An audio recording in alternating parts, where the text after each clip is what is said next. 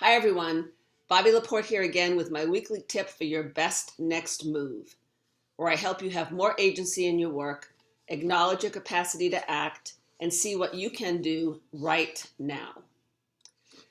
So over the last couple of weeks, I've been talking with leaders like you about their plans for 2021. Many of my clients start their fiscal year in February, so they're in the thick of the annual strategic planning process.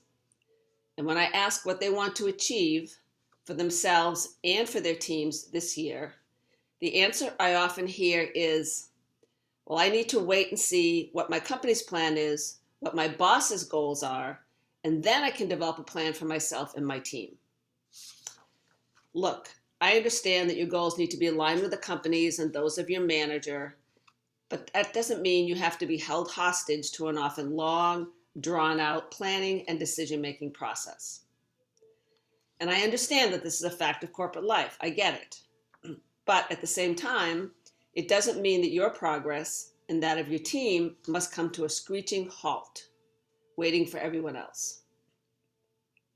And here's one critical reason why. In these times of change, complexity, and unrelenting uncertainty, decision-making now is very, very different. Timelines have forever changed. Leaders like you must now face the reality of needing to make decisions when there is little or no clear path forward. With the pace at which things are moving and changing in our world, we need to recognize that the cost of delay is much greater now than it ever has been before.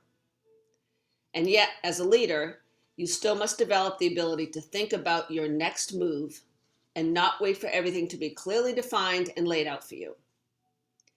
So here's my tip. Whether you're working on the strategic plan for your function, or how you will build capacity in your team, or even how you'll work on your own professional development goals, start with the fundamentals that you do know. For instance, there are some basic goals that you know you and your team have to meet. I'm sure there are some ideas you already have about investing in your team's growth, and there are specific development areas that you want to work on for yourself. These are things that you likely already know. So just pick one or two things you know you can put in place and get going. Move, take action, decide. Because even when the bigger picture of how this fits into your organization becomes clear, you know there's a pretty good chance it'll change, right? So don't wait, act. Because your team needs direction, because you need to create momentum, and because every decision is a good one until it's not. So remember, I want 2021 to be a year of momentum for you, one of possibility thinking where you can take advantage of the agency we sometimes forget we have. So that's my tip for the week. I'll see you next Monday. In the meantime, take care. Have a great week.